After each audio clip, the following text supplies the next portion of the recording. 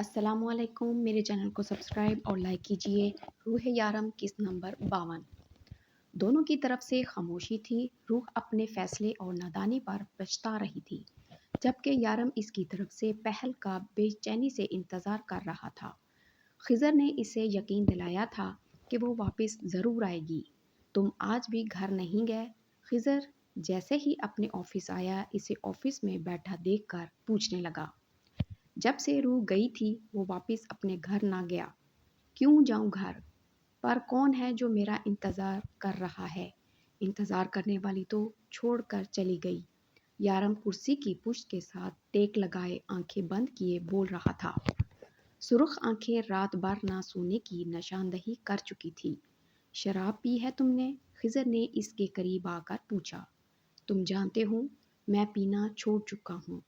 जो चीज़ मेरी रूह को पसंद नहीं वो मुझे भी पसंद नहीं। वो अभी भी इसी अंदाज में बोला था।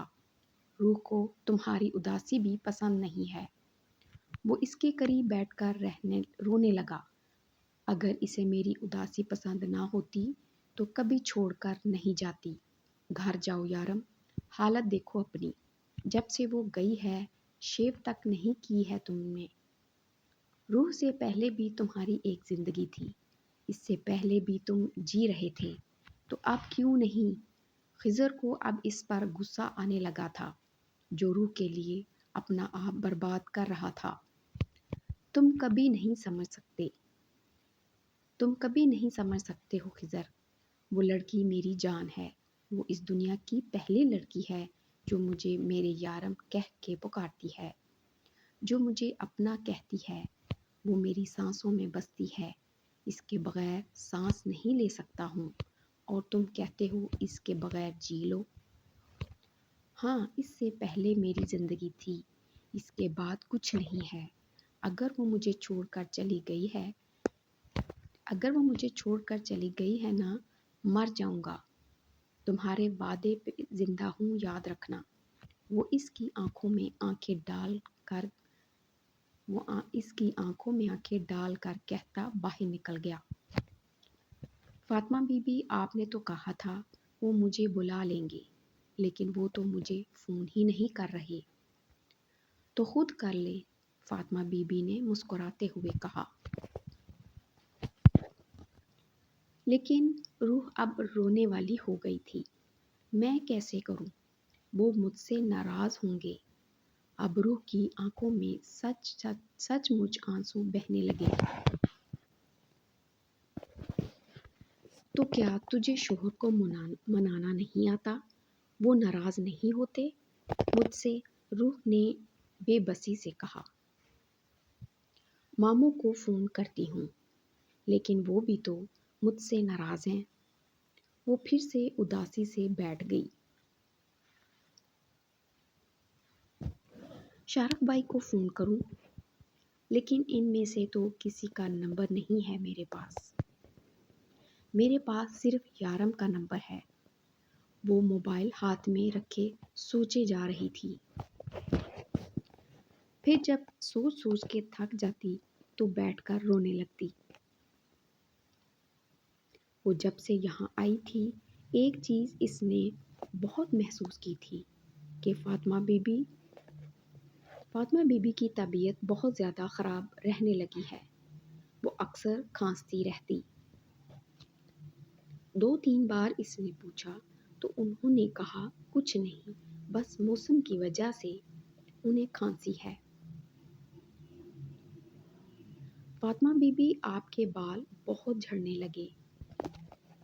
लगे हैं। वो इनके करीब बैठी थी जब वो अपने बाल बनाने लगी। अरे अब मैं बूढ़ी हो गई हूँ, बाल तो गिरेंगे ही ना। वो अभी यही सारी बातें कर रही थी कि दरवाज़ा खुल के ताज़ीम और मारिया अंदर आई। वो एक हफ्ते से उन्हें इग्नोर करने की भरपूर कोशिश कर रही थी। उन्हें आता देखकर वो अंदर जाने लगी। जब मारिया बोल उठी, देखो अम्मा,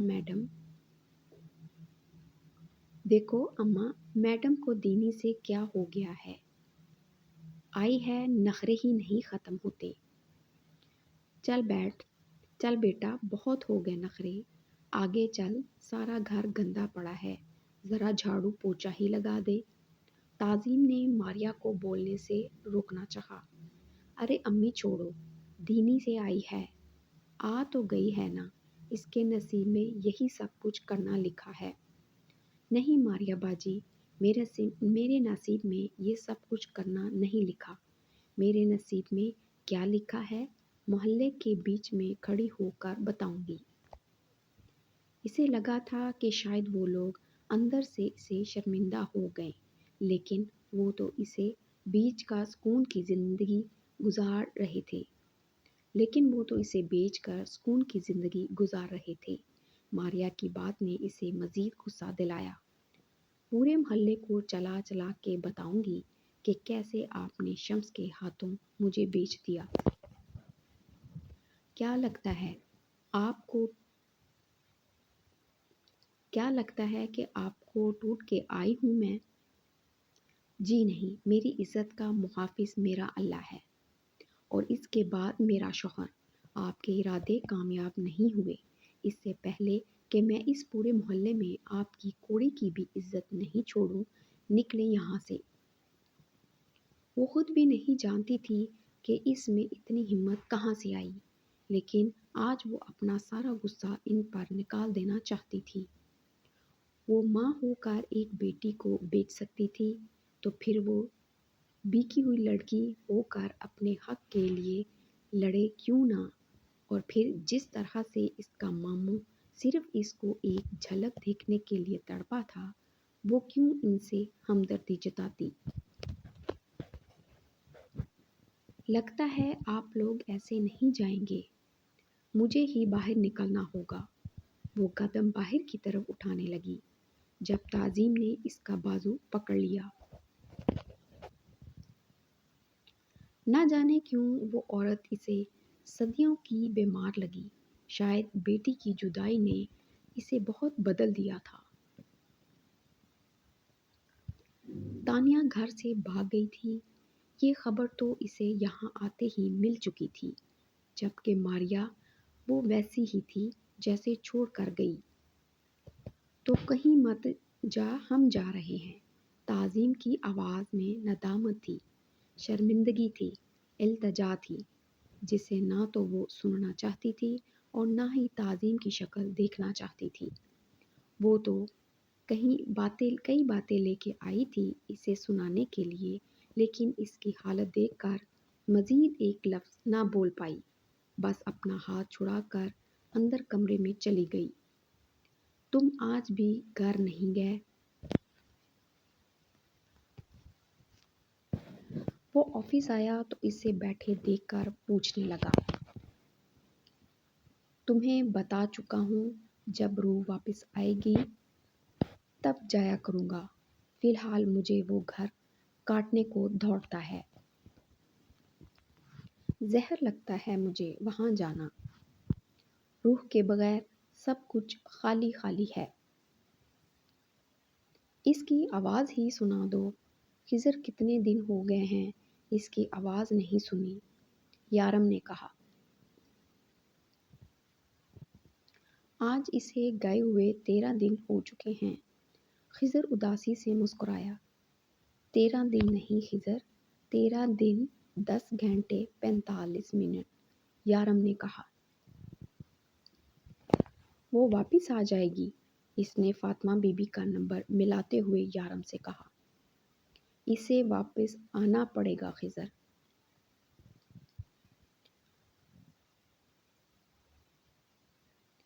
अस्सलामुअलैकुम फातिमा बीबी, कैसे हैं आप?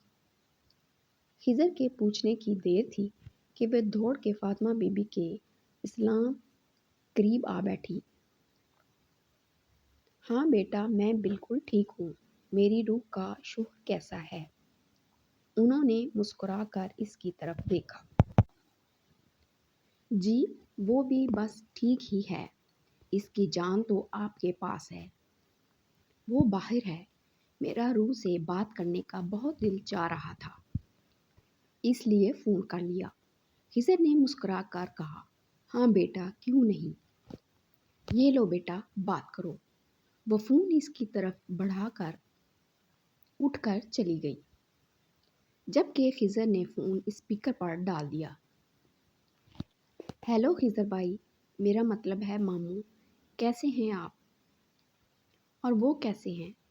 وہ بہت مدھم سی آواز میں بولی، جبکہ اس کے ماموں کہنے پر جہاں خضر کا دل خوش ہو گیا تھا، وہیں اس کے وہ کہنے پر یارم کھل اٹھا تھا۔ تمہارا وہ جیسا چھوڑ کے گئی تھی ویسا ہی ہے، اور میں بالکل ٹھیک ہوں۔ خضر نے ایک نظر یارم کی طرف دیکھا، جو اسے آنکھوں کے اشارے سے اسے اپنے بارے میں کچھ بھی بتانے سے منع کر رہا تھا۔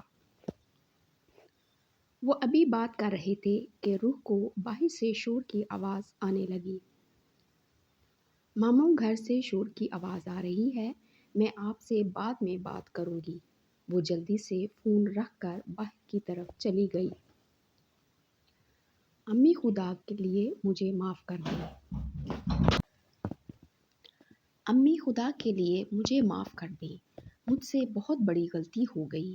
مجھے لگا تھا وہ مجھے بہت پیار کرے گا، مجھ سے شادی کر لے گا، لیکن اسے صرف میرے جسم سے پیار تھا۔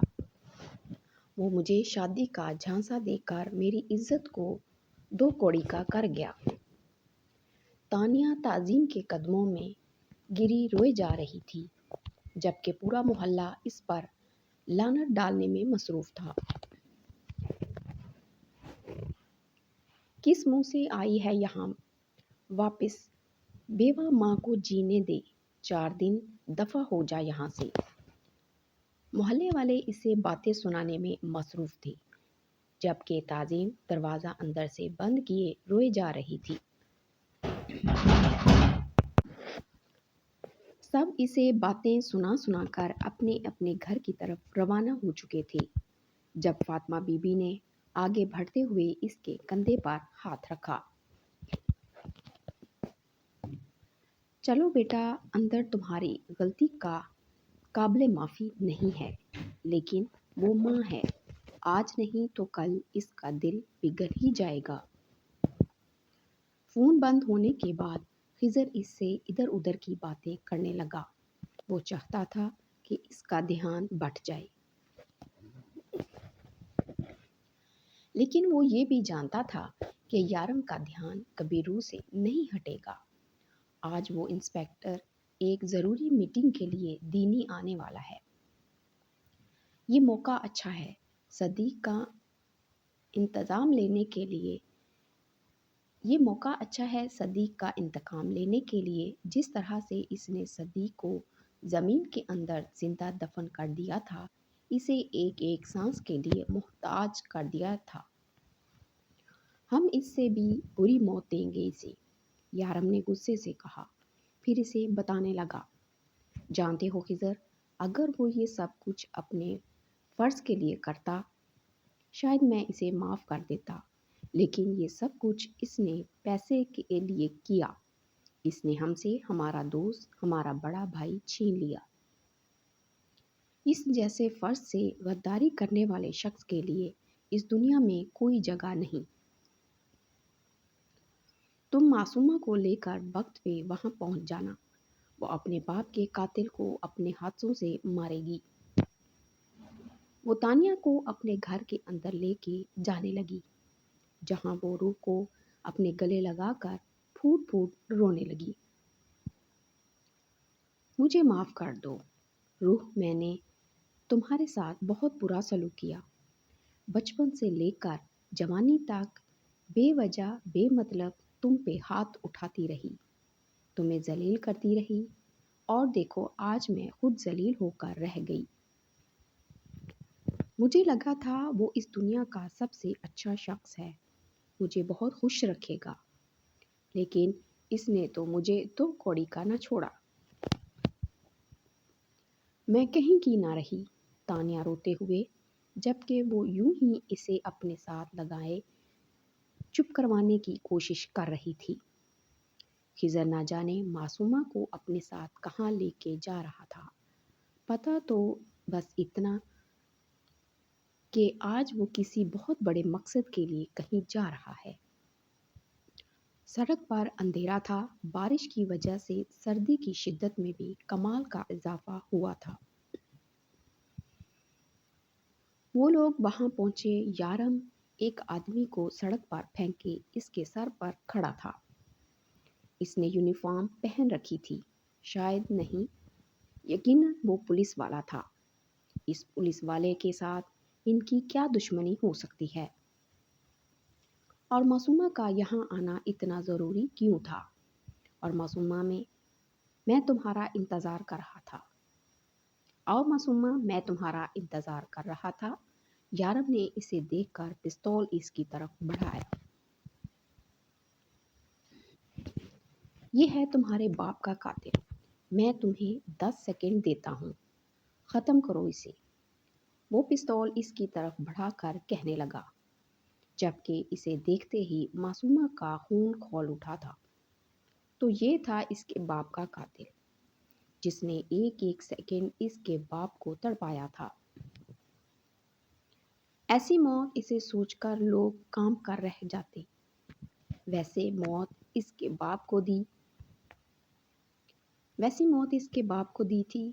دیکھنے غصے سے کہیں زیادہ اسے اپنے باپ کی موت کا سوچ کر رونا آ رہا تھا کہ اس سے اس پر رحم نہ آیا تھا۔ وہ تو سب کی بھلائی چاہنے والا انسان تھا۔ معصومہ، مجھے نہیں لگتا ہے تم میں اتنی ہمت ہے۔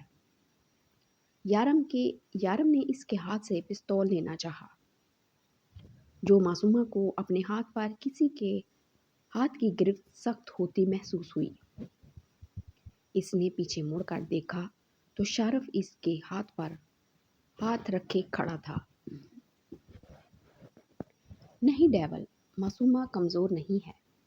سامنے دیکھو، وہ تمہارے باپ کا قاتل ہے۔ یہی ہے وہ شخص جس نے تمہارے باپ کا قتل کیا تھا۔ کیا تم اسے ایسے ہی جانے دو گی؟ شارف نے پوچھا تو اس نے روتے ہوئے نفی میں گردن ہلائی۔ تو سامنے دیکھو، اس سے اس کی زندگی چھین لو، جس طرح سے اس نے تمہارے باپ سے اس کی زندگی چھینی تھی۔ اس کی زندگی چھین کر تمہیں یتیم کر دیا۔ معصومہ نے اس شخص کی طرف دیکھا جو زمین پر بے ہوش پڑا تھا۔ جب شارف نے اس ہاتھ میں پکڑے پستول کے ٹریگر پر زور ڈالا، دیکھتے ہی دیکھتے ایک گولی اس سے نکلی اور سامنے پڑے آدمی کو لگی۔ وہ آدمی ذرا سا پھر بے جان ہو گیا۔ مبارک ہو، معصومہ صدیق کا قاتل مر گیا، تمہارا بدلہ پورا ہوا۔ شارف کے کہنے کی دیر تھی کہ معصومہ اس کے سینے سے لگ کر پھوٹ پھوٹ کر رونے لگی، جبکہ خضر نے خوشی سے یارم کو گلے لگایا تھا۔ تبھی یارم کا فون بجنے لگا۔ فون پر فاطمہ بی بی کا نمبر جگمگا رہا تھا۔ اس نے فوراً فون اٹھایا۔ ہیلو ماموں، روح کی آواز گونجی۔ میں ہوں یارم نے کہا، اور اگلے ہی لمحے فون بند ہو گیا۔ یارم کو روح کی اس حرکت پر غصہ آیا تھا۔ اپنے ماموں سے میرا حال پوچھ سکتی ہے، مجھ سے بات کرتے ہوئے جان جاتی ہے۔ سارے حساب چکاؤں گی۔ روح بی بی، اتنی آسانی سے معاف تو میں بھی نہیں کروں گا۔ وہ غصے سے فون واپس جیب میں ڈال چکا تھا۔ روح نے ابھی یارم کے فون پر فون کیا تھا۔ بہانہ تو خضر کا تھا کہ وہ خضر سے بات کر رہی تھی، اور کچھ نہیں تو یارم کی آواز ہی سن لیتی۔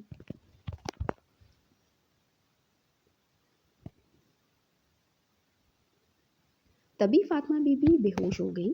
تانیہ کی چیخ کے ساتھ وہ واپس کمرے سے باہر بھاگ گئی تھی۔ تانیہ باجی، انہیں اچانک کیا ہو گیا؟ وہ فکر مندی سے ان کے قریب بیٹھی۔ پتہ نہیں، روح اچانک سے بے ہوش ہو گئی ہیں۔ چلو جلدی سے ہاسپٹل لے کے چلتے ہیں، تانیہ نے کہا تو فوراً اسے اپنی چادر لے کر اٹھ گئی۔ معصومہ بہت اداس تھی اور ہر کوئی اس کی اداسی کی وجہ